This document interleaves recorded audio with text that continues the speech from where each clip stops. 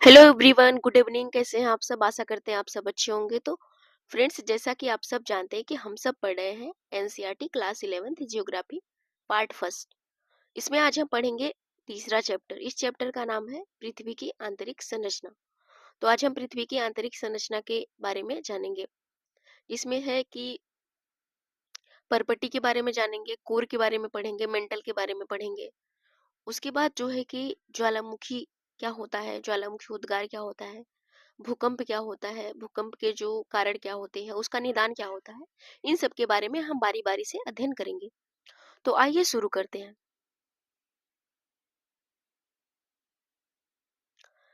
पृथ्वी की प्रकृति के बारे में आप किस प्रकार का अनुमान लगाते हैं? क्या आपको अनुमान के अनुसार पृथ्वी क्रिकेट की गेंद की तरह ठोस गेंद है या एक खोखली गेंद है जिस पर चट्टानों की मोटी परत या स्थल मंडल है? क्या आपने कभी टेलीविजन पर ज्वालामुखी उद्गार दिखाते हुए चित्रों को देखा है? क्या आपको ज्वालामुखी से निकले हुए गर्म लावा, मिट्टी, धुआं, आग, मैग्मा याद है? पृथ्वी के आंतरिक भाग को अप्रत्यक्ष प्रमाणों के आधार पर समझा जा सकता है, क्योंकि पृथ्वी के आंतरिक भाग में न तो कोई पहुंच सकता है, न ही पहुंचा जा सकता है।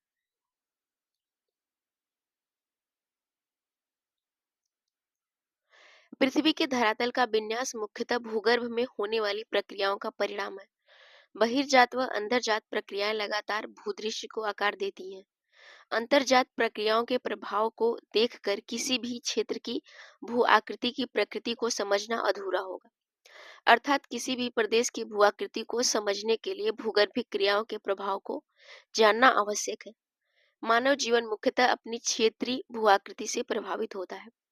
इसलिए भूदृश्य के विकास को प्रभावित करने वाले सभी कारकों के विषय में यह जानना आवश्यक है कि समझने के लिए कि पृथ्वी में कंपन क्यों होता है या सुनामी की लहरें कैसे पैदा होती है, यह सब प्रश्न उठते हैं।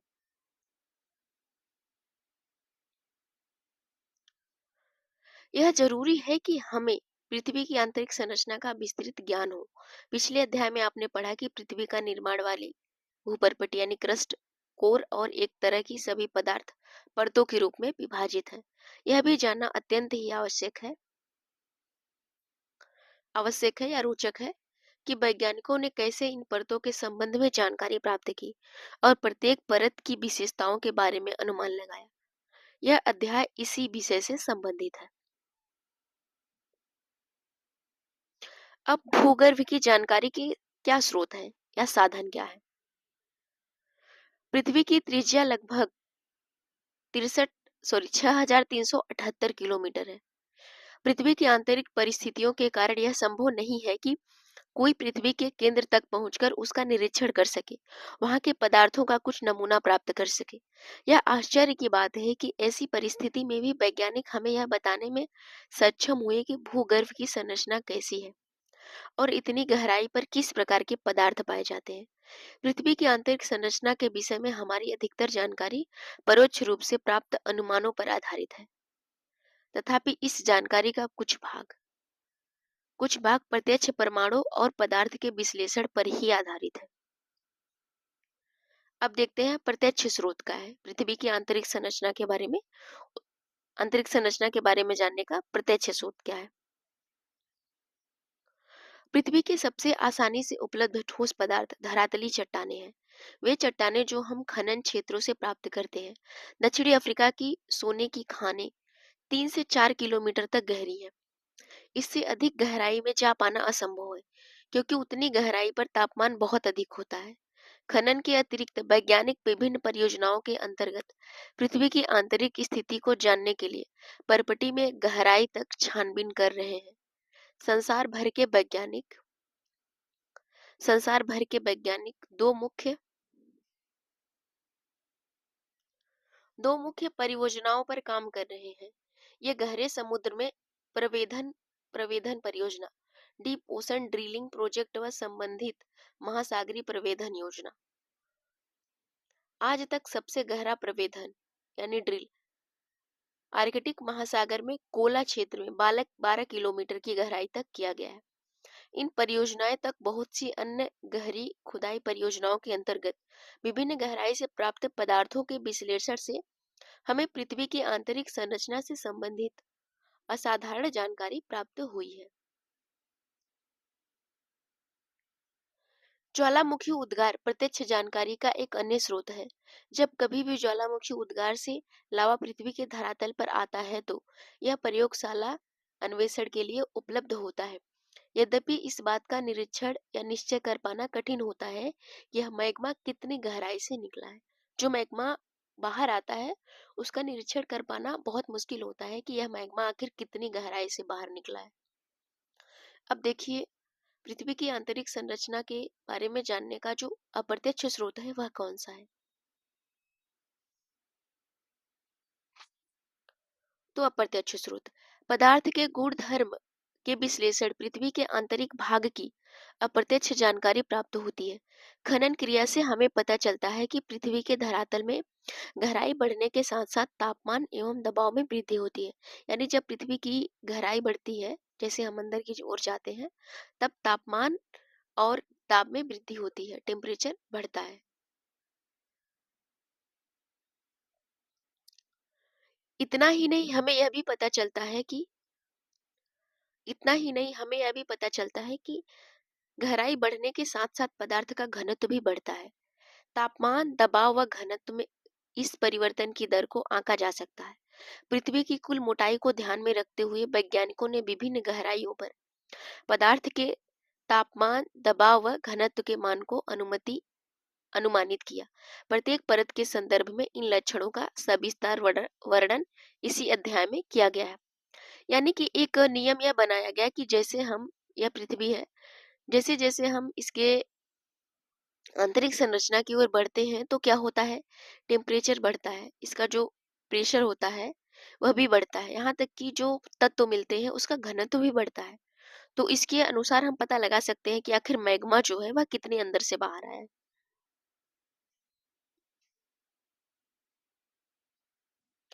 पृथ्वी की आंतरिक जानकारी का दूसरा अप्रत्यक्ष स्रोत उल्काएं हैं, जो कभी-कभी धरती पर पहुंचती है।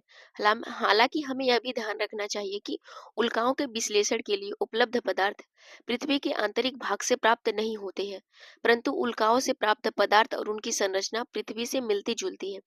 ये उल्काएं वैसे ही पदार्थ के बने ठोस पिंड हैं, जिनसे हमारा ग्रह पृथ्वी बना है। अतः पृथ्वी की आंतरिक जानकारी के लिए उल्काओं का अध्ययन एक अन्य महत्वपूर्ण स्रोत है।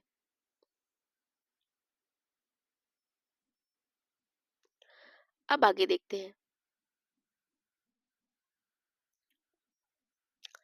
अन्य अप्रत्यक्ष स्रोतों में गुरुत्वाकर्षण, चुंबकीय क्षेत्र व भूकंप संबंधी क्रियाएं शामिल हैं। पृथ्वी के धरातल पर भी विभिन्न अक्षांशों पर गुरुत्वाकर्षण बल एक समान नहीं होता है। यह गुरुत्वाकर्षण बल ध्रुवों पर अधिक एवं भूमध्य रेखा पर कम होता है। गुरुत्वाकर्षण बल जो होता है ध्रुवों पर अधिक होता है। ध्रुवों पर अधिक होता है गुरुत्वाकर्षण बल।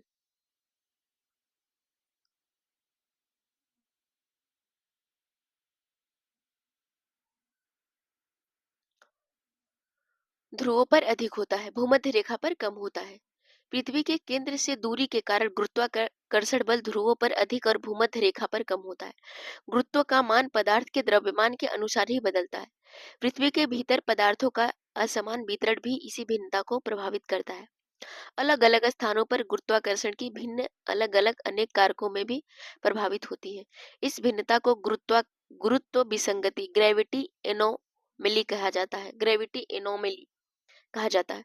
गुरुत्व विसंगति हमें भूपर्पटी में पदार्थों के द्रव्यमान के वितरण की जानकारी देता है। चुंबकीय सर्वेक्षण भी भूपर्पटी में चुंबकीय पदार्थ के वितरण की जानकारी देते हैं। भूकंपीय गतिविधियां भी पृथ्वी की आंतरिक जानकारी का महत्वपूर्ण स्रोत है। अतः हम कुछ विस्तार से इस पर चर्चा करेंगे। तो आइए अब हम देखते हैं भूकंप। भूकंपी तरंगों का अध्ययन पृथ्वी की आंतरिक परतों का संपूर्ण चित्र प्रस्तुत करता है। साधारण भाषा में भूकंप का अर्थ है पृथ्वी का कंपन। यह एक प्राकृतिक घटना है। ऊर्जा के निकलने के कारण तरंगे उत्पन्न होती हैं जो सभी दिशाओं में फैलकर भूकंप लाती हैं। यहाँ पे देखिए कि भूकंपी अभिलेख, यहाँ पे देखिए पहुंचने का समय जो है यहाँ दर्शाया गया है। आयाम यहाँ पर देखा गया। ये पी तरंगे हैं, यस तरंगे हैं, धरातली तरंगे हैं, लव वेव जिसे बोलते हैं। अब आखिर देखिए कि जो पृथ्वी में कंपन होता क्यों है? तो पृथ्वी में कंपन क्यों होता है, आगे देखते हैं। प्राय भ्रंश के किनारे किनारे ही ऊर्जा निकलती है। भूपर्पटी की शैलों में गहन दरारें भी भ्रंश होती हैं। भ्रंश के दोनों तरफ शैलें विपरीत दिशा में गति करती हैं। जहां ऊपर के शैलखंड दबाव डालते हैं, उनके आपस का घर्षण उन्हें परस्पर बांधे रखता है, फिर भी अलग होने की प्रवृत्ति के कारण एक समय पर घर्षण का प्रभाव कम हो जाता है, जिसके परिणाम स्वरूप शैलखंड विकृत होकर अचानक एक दूसरे के विपरीत दिशा में सरक जाते हैं। इसके परिणाम स्वरूप ऊर्जा निकलती है और सौर ऊर्जा तरंगे सभी दिशाओं में गतिमान होती हैं। वह स्थान जहां से ऊर्जा निकलती है भूकंप का उद्गम केंद्र कहलाता है। इसे हम हाइपोसेंटर यानी अवकेंद्र कहते हैं। ऊर्जा तरंगे अलग अलग दिशाओं में चलती हुई पृथ्वी की सतह तक पहुंचती हैं। भूतल पर वह बिंदु जो उद्गम केंद्र के समीपतम होता है वह इपीसेंटर होता है यानी अधिकेंद्र कहलाता है। अधिकेंद्र पर ही सबसे पहले तरंगों को महसूस किया जाता है। अधिकेंद्र उद्गम केंद्र के ठीक ऊपर 90 डिग्री के कोण पर होता है। अब भूकंपी तरंगे देखते हैं। Earthquake waves. सभी प्राकृतिक भूकंप स्थल मंडल लिथोस्फीयर में ही आते हैं। इस अध्याय में आगे आप पृथ्वी की विभिन्न परतों के बारे में पढ़ेंगे। अभी बस इतना समझ लेना पर्याप्त है कि स्थल मंडल पृथ्वी के धरातल से 200 किलोमीटर की गहराई वाले भाग को कहते हैं। भूकंप मापी यंत्र सिस्मोग्राफ सतह पर पहुंचने वाली भूकंपों को अभिलेखित करता है। भूकंपी तरंगों का अभिलेखी वक्र कर्व दिखाता है। यह वक्र 3 अलग-अलग बनावटें वाली तरंगों को प्रदर्शित करता है। बुनियादी तौर पर भूकंपी तरंगे दो प्रकार की हैं। भूकंपी तरंगे बॉडी वेव और धरातली तरंगे सरफेस वेव। भूगर्भिक तरंगे उद्गम केंद्र से ऊर्जा मुक्त होने के दौरान होती है।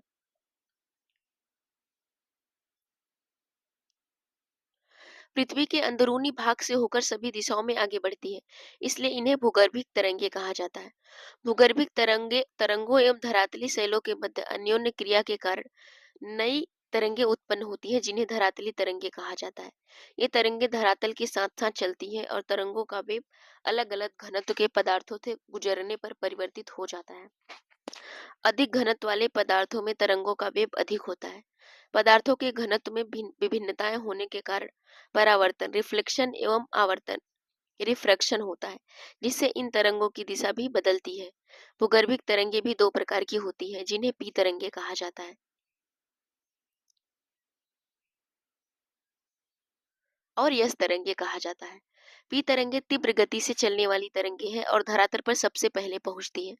इन्हें प्राथमिक तरंगे भी कहा जाता है। पी तरंगे ध्वनि तरंगे जैसी होती हैं। ये गैस, तरल एवं ठोस तीनों प्रकार के पदार्थों से गुजर सकती है। यह तरंगे धरातल पर कुछ समय अंतराल के बाद पहुंचती हैं। ये द्वितीयक तरंगे कहलाती हैं। यह तरंगों के विषय में कुछ महत्वपूर्ण तथ्य यह है कि ये केवल ठोस पदार्थों के माध्यम से ही चलती है। जो पी तरंगे होती है वह ठोस, तरल, गैस तीनों में गुजर सकती है, तीनों माध्यम में गुजर सकती है। लेकिन यह तरंग है जो वह केवल ठोस पदार्थों के माध्यम में ही चलती है। इस तरंगों की यह महत्वपूर्ण विशेषता है कि इस विशेषताओं ने वैज्ञानिकों को भूगर्भिक संरचना समझने में मदद की है। रिफ्लेक्शन के तरंगे प्रतिध्वनित होकर वापस लौट आती हैं, जबकि आवर्तन रिफ्रैक्शन की तरंगे कई दिशाओं में चलती हैं। भूकंपी लेखी पर बने आरेख से तरंगों की दिशा भिन्नता का अनुमान लगाया जाता है।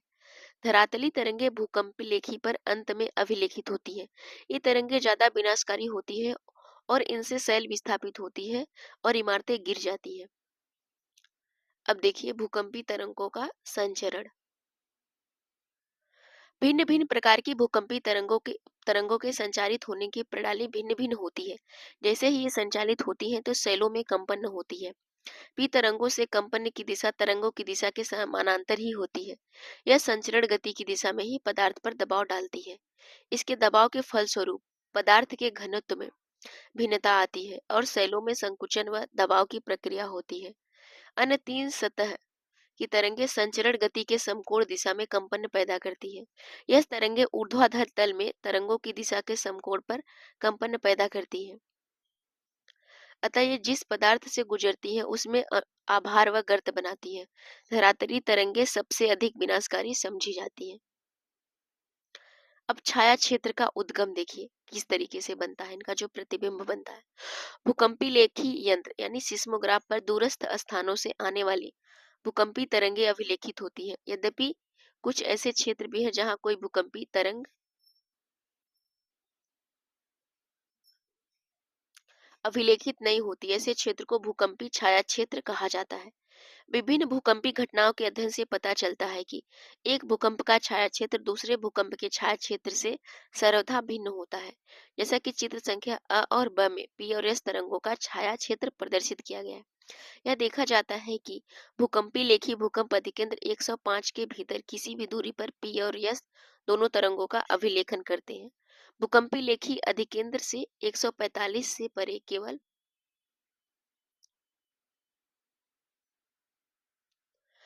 पी तरंगों को पहुंचने को ही दर्ज करते हैं और यस तरंगों को अभिलेखित नहीं करते हैं।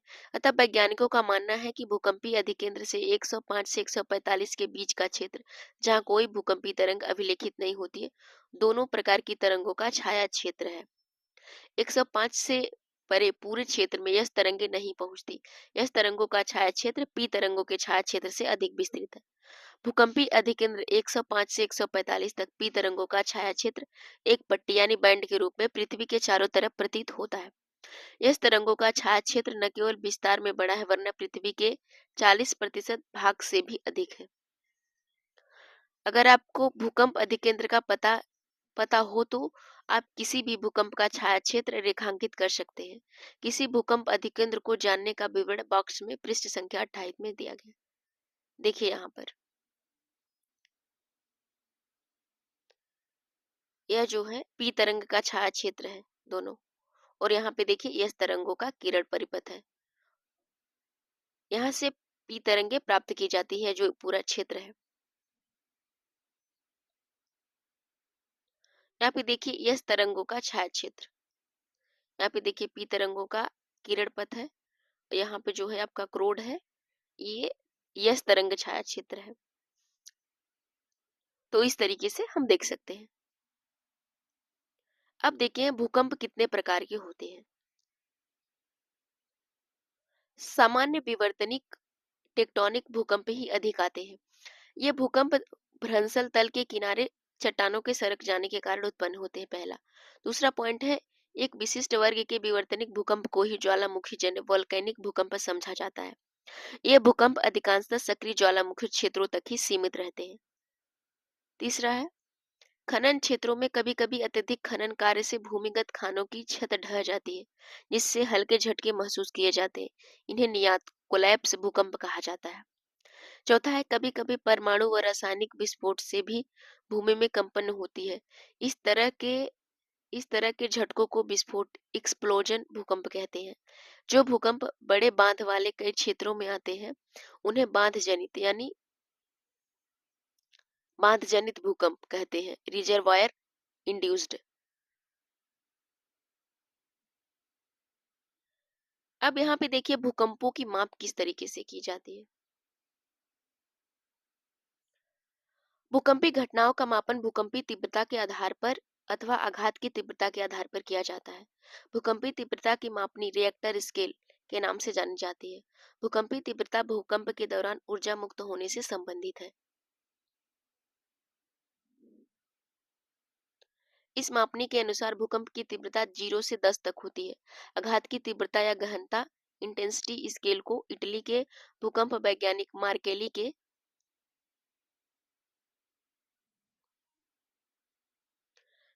के नाम पर जाना जाता है।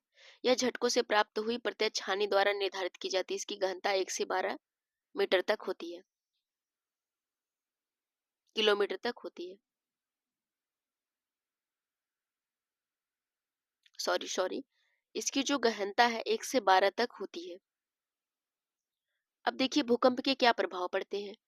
भूकंप एक प्राकृतिक आपदा है। भूकंपी आपदा से होने वाले प्रकोप निम्न है, जैसे भूमि का हिलना, धरातली विसंगति, भूस्खलन या पंकस्खलन, मृदा लवण, धरातल पर एक तरफ झुकना, हिमस्खलन, धरातली विस्थापन, बांध व तटबंध के टूटने से बाढ़, आग लगना, इमारत का टूटना व ढांचों का ध्वस्त होना, वस्तुओं का गिरना, सुनामी। यहाँ पे देखिए एक चित्र दिया गया है कि भूकंप के दौरान नुकसान हुए एक दृश्य उरी लोको में स्थित एक सेतु है, ढह गया था जो। यहाँ पे चित्र दिया गया है, जैसे ज्वारी लहरों द्वारा तबाही का एक दृश्य मरीना तट भारत में है। उसके बाद ज्वारी लहरों द्वारा हुए विनाश का एक दृश्य थाईलैंड का है।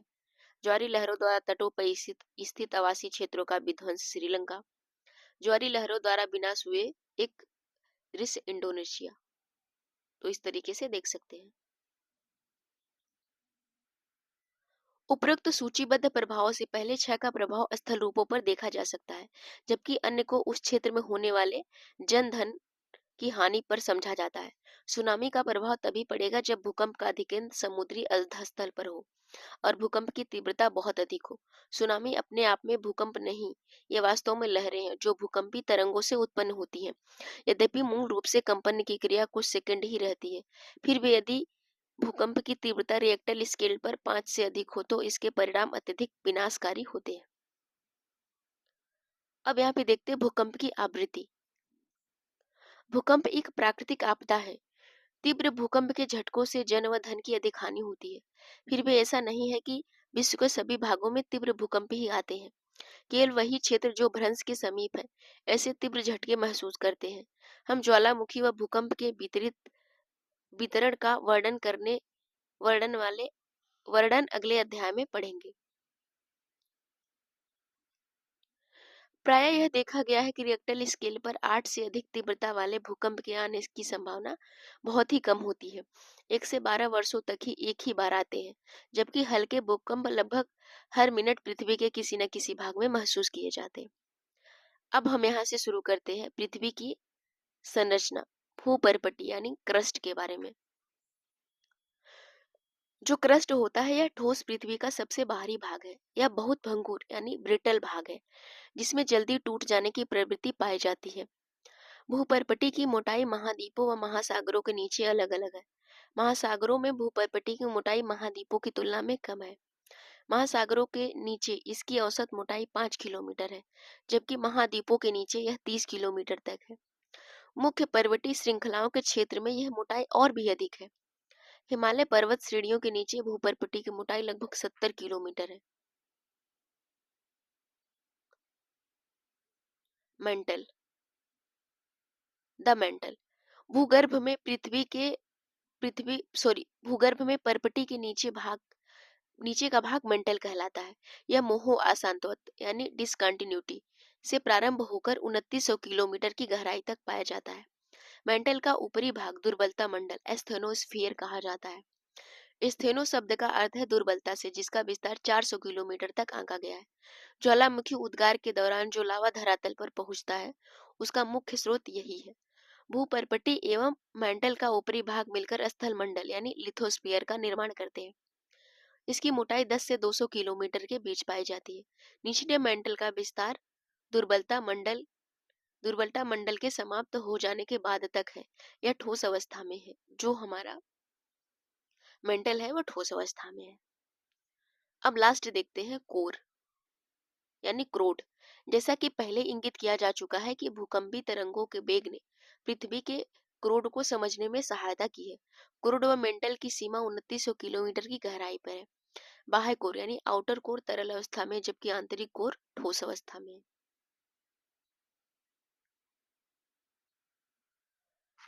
क्रोड भारी पदार्थों मुख्यतः निकिल व लोहे का बना है। इसे नीफे कहते हैं।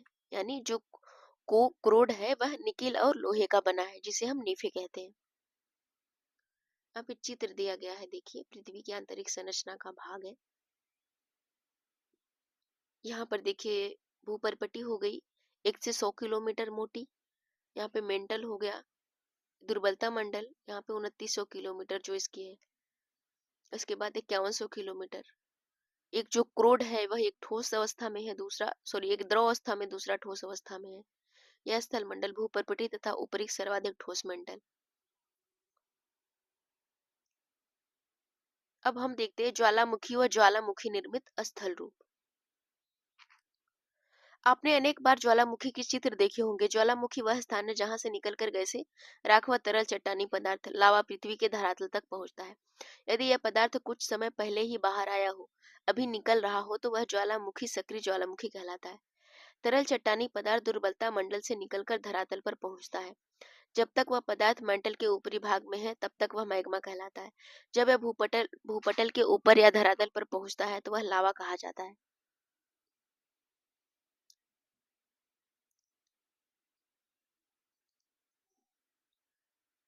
वह पदार्थ जो धरातल पर पहुंचता है, उसमें लावा प्रवाह, लावा के जमे हुए टुकड़ों का मलबा यानी ज्वलन खंडास्मी यानी पायरोक्लास्टिक डेब डेब्रिस डेब्रिस ज्वालामुखी ज्वालामुखी बम, राख व धूल कण, गैसें जैसे नाइट्रोजन यौगिक, सल्फर यौगिक और कुछ मात्रा में क्लोरीन, हाइड्रोजन व आर्गन शामिल होते हैं।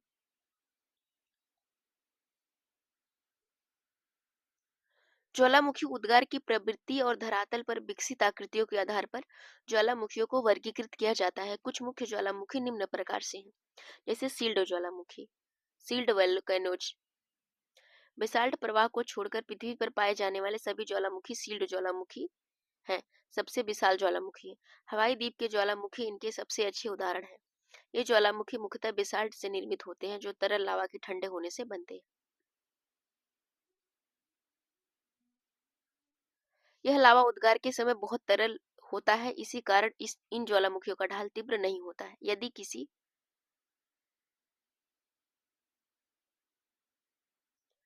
किसी तरह निकास नलिका से पानी भीतर चला जाए तो ज्वालामुखी विस्फोट भी हो जाते हैं। अन्यथा कम विस्फोटक भी इसकी विशेषता है। इन ज्वालामुखियों से लावा फव्वारे के रूप में बाहर आता है और निकास पर एक शंकु यानी कोन बनाता है, जो सिंडर कोन के रूप में विकसित होता है। अब देखते हैं मिश्रित ज्वालामुखी, कंपोजिट वल्केनोज। इन ज्वालामुखियों से बेसाल्ट की अपेक्षा अधिक ठंडे व श्यान यानी गाढ़ा व चिपचिपा लावा उद्गार होता है। प्रायः ये ज्वालामुखी भीषण विस्फोटक होते हैं। इनसे लावा के साथ भारी मात्रा में ज्वाल खंडास्मी यानी पायरोक्लास्टिक पदार्थ व राख भी धरातल पर पहुंचती है। यह पदार्थ निकास नली के आसपास परतों के रूप में जमा हो जाते हैं, जिनके जमाव मिश्रित ज्वालामुखी के रूप में दिखते हैं। अब यहाँ पे देखिए ज्वालामुखी कुंड क्या होता है यानी कॉल्डेरा क्या होता है। ये पृथ्वी पर पाए जाने वाले सबसे अधिक विस्फोटक ज्वालामुखी है। आमतौर पर ये इतने विस्फोटक होते हैं कि जब इनमें विस्फोट होता है, तब वे ऊंचा ढांचा बनाने के बजाय स्वयं ही नीचे धंस जाते हैं। धसे हुए विध्वंस गर्त लावा के गिरने से जो गड्ढे बनते हैं, ज्वालामुखी कुंड कहलाते हैं। इनका यह विस्फोटक रूप बताता है कि इन्हें लावा प्रदान करने वाले मैग्मा के भंडार न केवल विशाल है, वरना इनके बहुत पास स्थित है। इनके द्वारा निर्मित पहाड़ी मिश्रित ज्वालामुखी प्रतीत होती है। फ्लड बेसाल्ट प्रोविंसेस, बेसाल्ट प्रवाह क्षेत्र। ये ज्वालामुखी अत्यधिक तरल लावा उगलते हैं, जो बहुत दूर तक बह निकलता है। संसार के कुछ भाग हजारों वर्ग किलोमीटर घने लावा प्रवाह से ढके हैं। इनमें लावा प्रवाह क्रमानुसार होता है। कुछ प्रवाह 50 मीटर से भी अधिक मोटे हो जाते हैं। कई बार अकेला प्रवाह सैकड़ों किलोमीटर दूर तक फैल जाता है। भारत का दक्कन ट्रैप, जिस पर वर्तमान महाराष्ट्र का पठार ज्यादातर भाग पाया जाता है, बृहद बेसाल्ट लावा प्रवाह का क्षेत्र है। ऐसा विश्वास किया जाता है कि आज की अपेक्षा आरंभ में एक अत्यधिक विस्तृत क्षेत्र इस प्रवाह से ढका था।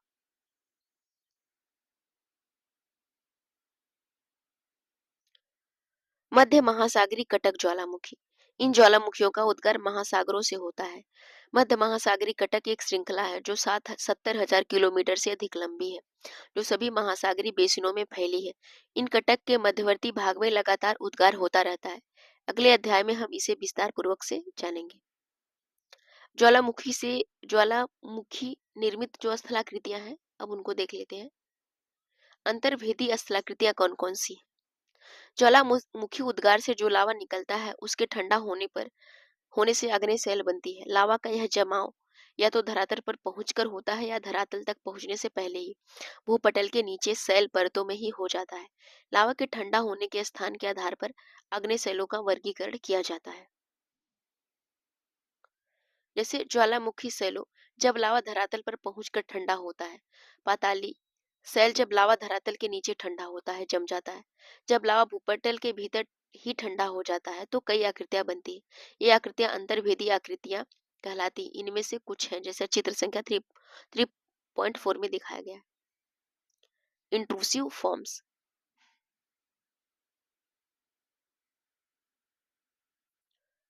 महास्कंद, स्कंद, यहाँ पे देखिए सील, भित्ति, लैपोलिथ, लैपोलिथ, ज्वालामुखी नलिका ये भी है। उसके बाद मिश्रित ज्वालामुखी, लावा, सिंडर शंकु। यहाँ पे देखिए जो है लावा पठार, बाढ़कृत ज्वालामुखी, यानी ज्वालामुखी डोम यानी गुंबद के साथ भस्म या शंकु, विकिरण विकिरणकारी भित्ति के साथ ज्वालामुखी ग्रीवा, सिंडर शंकु। यहाँ पे देखिए सिंडर शंकु बना है, ज्वालामुखी कुंड या भस्म प्रवाह, अपर्दित लाइकोलिथ, ज्वालामुखी नलिका, ये देखिए नलिका है, यहीं से लावा नीचे से ऊपर जाता है नलिका के माध्यम से।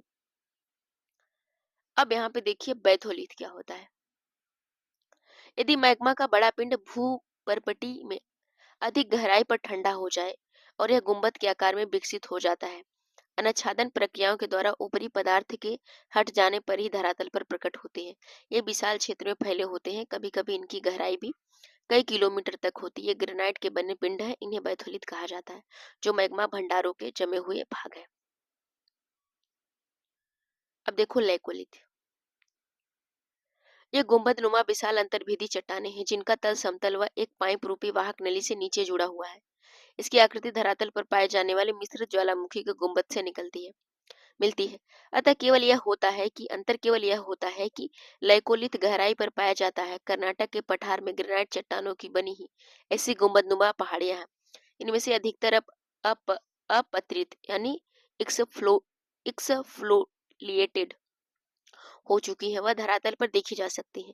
ये लैकोलिथ व बैथोलिथ के अच्छे उदाहरण है। अब लैपोलिथ, फैकोलिथ व सील क्या होते हैं। ऊपर उठते लावा का कुछ भाग क्षैतिज दिशा में पाए जाने वाले कमजोर धरातल में चला जाता है। यहाँ यह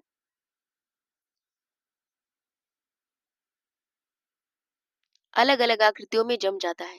यदि यह तस्तरी के आकार में जम जाए तो यह लैपोलिथ कहलाता है। कई बार अंतर्भेदी आग्नेय चट्टानों की मोड़दार अवस्था में अपनति यानी एंटीक्लाइन के ऊपर व अभिनति सिंक्लाइन के तल में लावा का जमाव हो जाता है।